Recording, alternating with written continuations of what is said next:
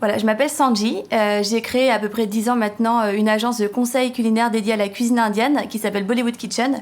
Alors moi j'ai une cuisine indienne de mes parents, donc je suis d'origine indienne, du nord de l'Inde, mais j'ai un peu adapté ma cuisine à ma vie actuelle, donc une vie un petit peu plus active, donc avec des recettes plus faciles, plus rapides aussi. La base en fait de ma cuisine c'est vraiment les épices, c'est voilà pouvoir s'amuser avec les couleurs, avec les ingrédients qui vont s'équilibrer les uns avec les autres et pour créer des recettes qui me ressemblent un peu quoi. La cuisine indienne, en fait, c'est vraiment une cuisine qui se transmet. Donc, j'ai beaucoup absorbé en fait de ma famille, de mon entourage. Et puis, j'ai aussi beaucoup appris toute seule. Je suis allée en Inde pour faire donc des voyages culinaires, pour aller à la rencontre de chefs, mais pas que. Je suis aussi allée à la rencontre des gens puisque j'ai fait un food trip il y a quelques années pour découvrir la street food indienne à Mumbai. Voilà, donc j'essaye de m'approprier en fait cette cuisine qui est finalement ma cuisine et de la mettre à ma sauce.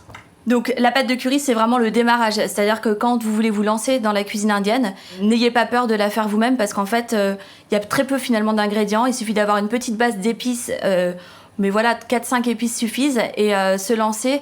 Et je pense que le meilleur moyen justement de se lancer c'est de pas en avoir peur. Le curry de légumes donc c'est vraiment la déclinaison, donc à partir de la base de curry on peut vraiment s'amuser avec les légumes, les noix de cajou, enfin moi j'avais envie de quelque chose de rafraîchissant, on n'a même pas peur en fait de manger un curry de légumes en plein été, comme c'est le cas là maintenant. Le raita c'est pareil, c'est vraiment la petite salade d'accompagnement. On peut la détourner, elle accompagne des viandes grillées, des barbecues aussi bien que des plats indiens. Elle va, pour moi, elle fait partie un peu des apéros aussi du quotidien quoi.